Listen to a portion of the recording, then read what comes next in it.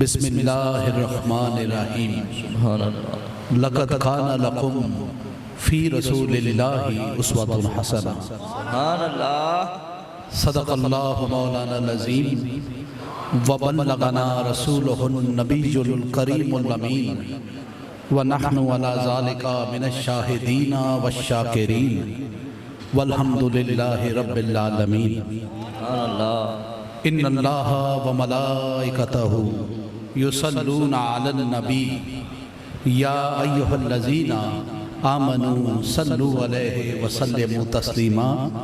تمام احباب سے گزارش ہے کہ بارگاہ رسالت میں ہدیہ درود و سلام کا نذرانہ مل کے پیش کریں گے۔ الصلاۃ والسلام علیکہ یا سیدی یا رسول اللہ، الصلاۃ والسلام علیکہ یا سیدی یا حبیب اللہ، وعلی آلک و اصحابک و اہل بیتک یا سیدی یا رحمت للعالمین۔ اللہ رب العزت کی حمد و ثنا اور حضور نبی پاک صلی اللہ علیہ وسلم آپ کی بارگاہ اقدس میں ہدیہ درود و سلام پیش کرنے کے بعد میرے نہایت محترم قبلہ پیر سید اسد اللہ شاہ صاحب سجادہ نشین آستانہ عالیہ جیلان آباد شریف، قبلہ سید رضوان شاہ صاحب، دیگر علماء کرام، مشائخ اعظام، ثنا خانان مصطفیٰ اور سامعین گرامی، السلام علیکم ورحمۃ اللہ وبرکاتہ۔ وعلیکم السلام۔ حضرات گرامی، آج کی یہ تقریب امیر طیب الحسن شاہ صاحب رحمت اللہ علیہ آپ کے عرس کے حوالے سے منعقد ہے۔ دور دراز سے بڑی عقیدت اور محبت سے تمام مرید آج کی اس محفل میں شرکت کے لیے آئے۔ اللہ رب العزت آپ سب کو اس کی جزائے خیر عطا فرمائے، آمین۔ پیر طیب شاہ صاحب آپ کی ایک ایسی ہستی تھی، آپ کی ایک ایسی شخصیت تھی کہ ان کے بارے میں کہنا ہرگز غلط نہ ہوگا کہ پیر کامل صورت ذل الہ، واہ واہ سبحان پیر اللہ۔ کامل صورت ذل الہ، یعنی دیدے پیر دیدے کبریاء۔ سبحان اللہ۔ نعرہ تکبیر، نعرہ رسالت، نعرہ حیدری، آستانہ علیہ دیول شریف، حضور قبلہ پیر حسان مصطفیٰ۔ امیر طیب الحسن شاہ صاحب رحمت اللہ علیہ، آپ میرے دادا حضور کے بڑے محبوب اور پیارے تھے۔ حضور پیر صاحب دیول شریف آپ نے امیر طیب الحسن شاہ صاحب رحمت اللہ علیہ آپ کو چاروں سلسلوں کی خلافت عطا فرمائی، اور آپ اکثر یہ فرمایا کرتے تھے کہ طیب شاہ مجھ سے جدا نہیں اور میں طیب شاہ سے جدا نہیں۔ کیا بات ہے، آپ کی محبتوں کا یہ عالم تھا کہ حضور پیر صاحب دیول شریف فرمایا کرتے تھے، جس نے طیب شاہ کو دیکھ لیا، جس نے طیب شاہ سے مل لیا، سمجھو اس نے مجھ سے مل لیا۔ واہ واہ سبحان اللہ۔ پیر طیب شاہ صاحب آپ کی ایک ایسی ہستی ہوئی، آپ اپنے وقت کے ایک بہت بڑے عالم دین بھی تھے اور ایک با کمال ولی اللہ تھے۔ آپ نے ساری زندگی تبلیغ اسلام فرمائی اور لوگوں کو باعمل ہونے کی تلقین فرمائی۔ پیر طیب شاہ صاحب آپ کے بارے میں جو آپ کی شخصیت کا خلاصہ ایک شعر میں پیش کروں گا سبحان اللہ۔ کہ یک زمانہ صحبت با اولیاء، واہ واہ سبحان اللہ۔ یک زمانہ صحبت با اولیاء، بہتر 7 سال عطات بے ریا، واہ واہ کہ سبحان اللہ۔ ان اللہ والوں کی صحبت میں ایک لمحہ بیٹھ جانا 100 سال کی بے ریا عبادتوں سے بہتر ہے۔ سبحان اللہ۔ مولانا روم فرماتے ہیں یک زمانہ صحبت با اولیاء، بہتر 7 سال عطات بے ریا۔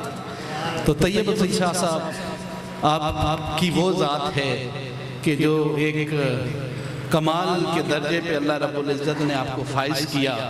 آپ کی ولایت کا یہ عالم تھا کہ ایسی ہستیوں کے بارے میں کہا گیا ہے. آپ کی ولایت کا یہ مرتبہ اور مقام تھا کہ ایسے لوگوں کے بارے میں کہا گیا ہے. حدیث مبارکہ ہے, حدیث قدسی ہے کہ اللہ رب العزت ارشاد فرماتے ہیں کہ فرائض کی ادائیگی کے ساتھ ساتھ نفلی عبادات کرتے کرتے بندہ میرے اتنے قریب ہو جاتا ہے, اتنا قریب ہو جاتا ہے کہ پھر وہ شخص میرا محبوب بن جاتا ہے. سبحان اللہ. پھر اللہ رب العزت آگے فرماتے ہیں کہ پھر کیا ہوتا ہے. پھر اللہ تبارک و تعالیٰ فرماتے ہیں کہ میں اس کے ہاتھ بن جاتا ہوں جس سے وہ پکڑتا ہے, میں اس کی آنکھوں کا نور بن جاتا ہوں جس سے وہ دیکھتا ہے, میں اس کے پیر بن جاتا ہوں جس سے وہ چلتا ہے, میں اس کی زبان بن جاتا ہوں جس سے وہ دیکھتا ہے, جس سے وہ بولتا ہے. اور پھر وہ شخص اس مقام پہ پہنچ جاتا ہے کہ جب وہ شخص کسی کام کے متعلق کہہ دے کن کا مطلب ہے ہو جا, تو پھر وہ کام فوراں سے ہو جاتا.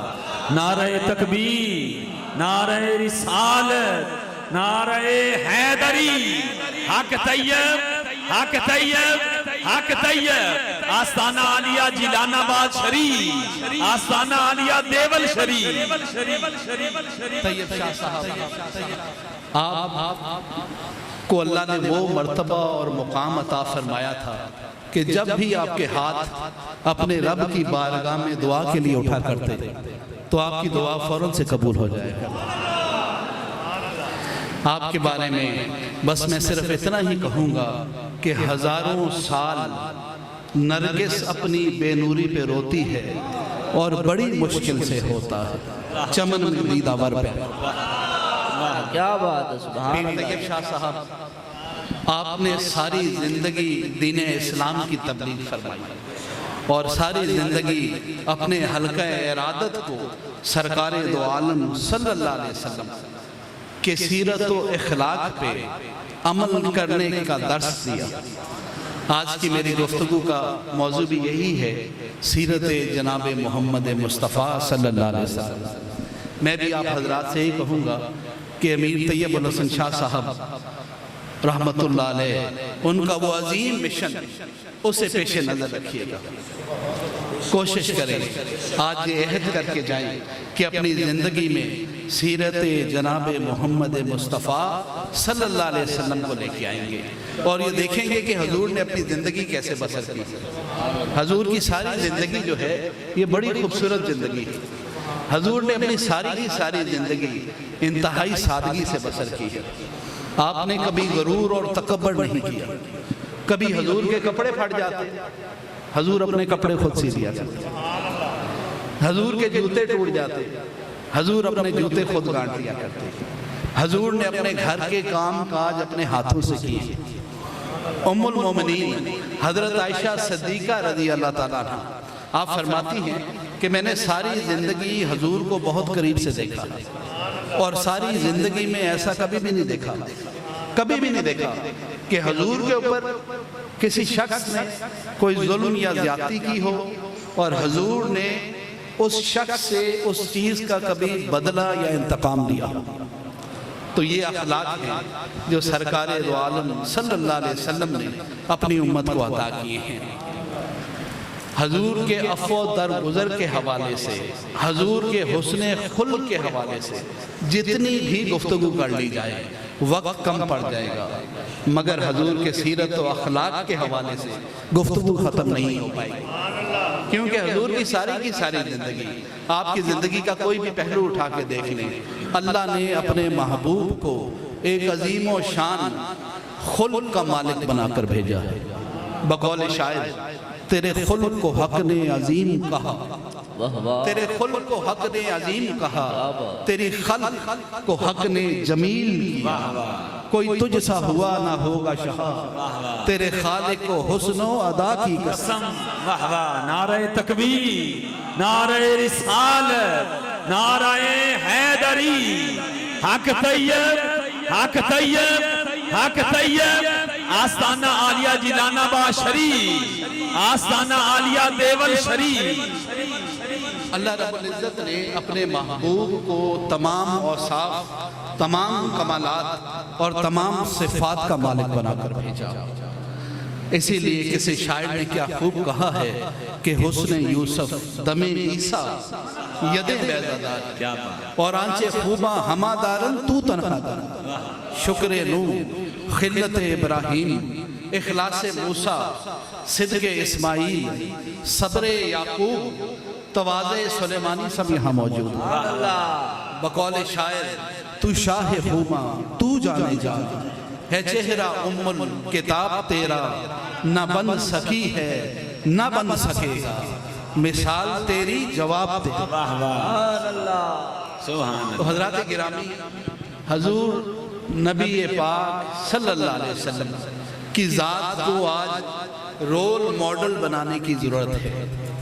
نوجوان بچے جتنے یہاں پہ بیٹھے ہیں، بیٹے آپ سب لوگوں کے لیے میری نصیحت ہے کہ اپنی زندگی کا جو رول ماڈل ہے وہ حضور کی ذات کو بنانا ہے۔ اللہ رب العزت نے قرآن مجید میں فرمایا ہے لَقَدْ كَانَ لَكُمْ فِي رَسُولِ اللَّهِ أُسْوَةٌ حَسَنَةٌ۔ تو یہ دیکھنا ہے کہ حضور نے اپنی زندگی کیسے بسر کی ہے۔ حضور کے عفو و درگزر کے حوالے سے آپ کی ساری زندگی بھری پڑی ہے۔ آپ کی زندگی کے حوالے سے کوئی بھی واقعہ اٹھا کے دیکھ لیں، اللہ نے اپنے محبوب کو بے مثل و بے مثال بنایا۔ آپ کے عفو و درگزر کے حوالے سے مختصر سارا ایک واقعہ نوجوان بچے بیٹھے ہیں ان کے آگے میں پیش کروں گا کہ جب مکہ فتح ہوا تو وہ وقت کیسا تھا؟ اس وقت حضور اپنے 10,000 جان نثار صحابہ کرام کے ساتھ مکہ مکرمہ میں داخل ہوتے ہیں، اور فتح مکہ کے بعد سب سے پہلا اعلان جو کملی والے آقا نے کیا وہ کیا تھا؟ حضور نے فرمایا کہ آج کسی کو بھی کوئی ناجائز قتل نہیں کرے، جو ابو سفیان کے گھر چلا جائے وہ بھی محفوظ، جو بیت اللہ شریف میں جا کے پناہ لے وہ بھی محفوظ، اور آج جو جو لوگ ہتھیار ڈال دیں گے تمام کے تمام محفوظ۔ اب اس وقت کیا عالم تھا؟ اس وقت کا عالم یہ تھا کہ تمام دشمن اسلام اور کفار مکہ سامنے کھڑے ہیں، حتیٰ کہ وہ ہندہ عورت بھی وہاں موجود ہے کہ جس نے غزوہ احد میں حضور نبی پاک صلی اللہ علیہ وسلم، حضور کے بڑے محبوب چچا حضرت امیر حمزہ رضی اللہ تعالیٰ عنہ کو شہید کروایا تھا، اور بعد میں ان کا کلیجہ کچا چبایا تھا، وہ بھی سامنے تھا۔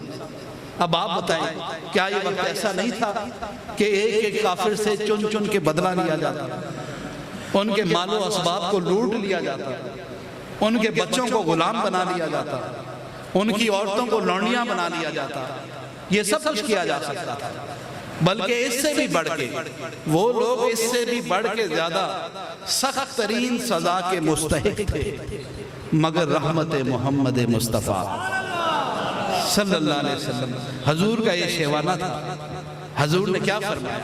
حضور تشریف لے گئے، چل کے ان کے پاس گئے، اور حضور نے کہا کہ تمہیں کیا لگتا ہے کہ آج میں تمہارے ساتھ کون سا سلوک کرنے جا رہا ہوں؟ تو ان لوگوں نے ڈرتے ڈرتے کہا، حدیث شریف کے لفظ ہے کہ حضور آپ کریم ہیں اور کریم کی اولاد ہیں، آپ سے تو حضور ہمیشہ خیر اور بھلائی کی توقع کی جا سکتی ہے۔ کملی والے آقا نے فرمایا کہ آج کسی کو کوئی سزا نہیں دی جائے گی، حضور نے سب کو رہا کر دیا۔ تو حضرات محترم، ان واقعات سے ہمیں حضور کے عفو و درگزر کا سبق ملتا ہے۔ تو دعا ہے اللہ کریم کی بارگاہ میں کہ اللہ تبارک تعالی ہم سب کو حضور کے سیرت و اخلاق پہ عمل کرتے ہوئے اپنی زندگیاں بسر کرنے کی توفیق عطا فرمائے۔ جن لوگوں نے پھر حضور کی زندگیوں کے مطابق اپنی زندگیاں بسر کی، کوئی داتا علی حجویری ہوئے، کوئی خواجہ معین الدین چشتی ہوئے، کوئی سلطان العارفین ہوئے، کوئی حضور پیر صاحب دیول شریف جیسی ہستی ہوئی، اور کوئی پیر صاحب جیلان آباد شریف بنا۔ تو آج تجدید عہد کا دن ہے، اس بابرکت محفل میں دور دراز سے آپ لوگ آئے ہیں، یہ عہد کر کے جانا ہے کہ باقی کی جو زندگی ہے اپنی زندگیوں کا رول ماڈل حضور کی ذات کو بنائیں گے، کملی والی آقا کی ذات کو بنائیں گے۔ ہمارے پاس زندگی بسر کرنے کا اگر کوئی طریقہ ہے کوئی ذریعہ ہے تو فقط حضور کا سیرت و اخلاق، حضور کا خلق عظیم اور حضور کا اسوہ حسنہ۔ دعا ہے اللہ کریم کی بارگاہ میں اللہ ہم سب کو اعمال صالح کرنے کی توفیق عطا فرمائے۔ یہ آستانہ